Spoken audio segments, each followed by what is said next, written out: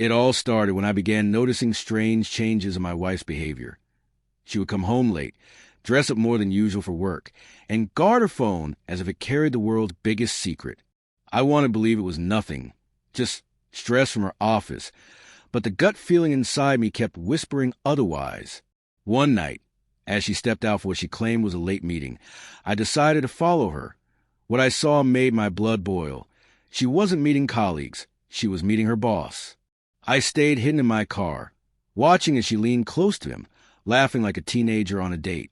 My chest tightened, but I forced myself to stay calm. Anger wouldn't solve anything.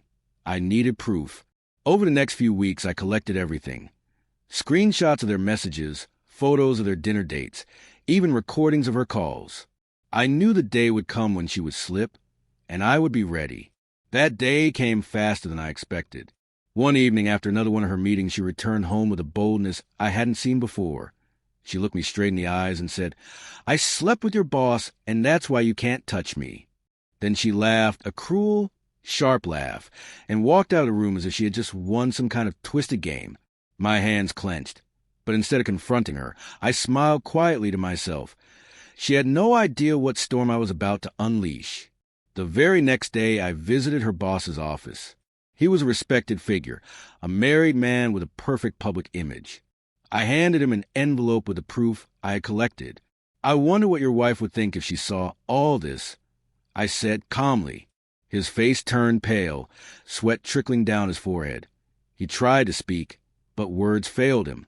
I gave him 1 week to confess to his wife, or I promised I would do it for him. While he panicked, I went home and played the waiting game. My wife still strutted around as if she was untouchable, bragging on the phone with her friends about how much power she had over me because of her affair. Little did she know, her empire of lies was already crumbling. On the 7th day I made my move. I invited his wife over to our house, telling her it was important. When she arrived, I handed her a folder with everything, photos, messages, and recordings. She didn't cry.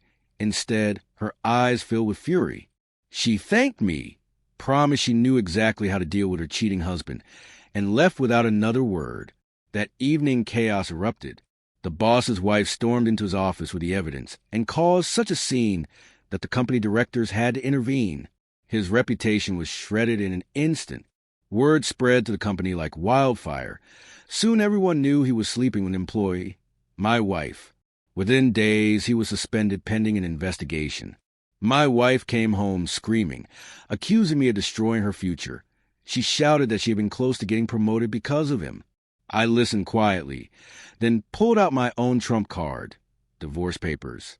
Her jaw dropped when she saw them. "You think you can walk away?" she shrieked. I smiled and said, "No, darling, I'm not walking away." "You are." To make matters worse for her, I had already spoken with a lawyer. Since I had undeniable proof of her infidelity, I was entitled to walk away clean while she walked away with nothing. No house, no money, no support. Everything she thought she would gain by cheating evaporated before her eyes. She begged, cried, and even tried to threaten me, but I was done. I told her that the laughter she gave me when she boasted about her affair would be the last laugh she ever had at my expense. "Now it's my turn," I said coldly. Her boss lost his job. His wife filed for divorce, and she took almost everything in the settlement. My wife became known as the woman who ruined 2 marriages and destroyed a man's career.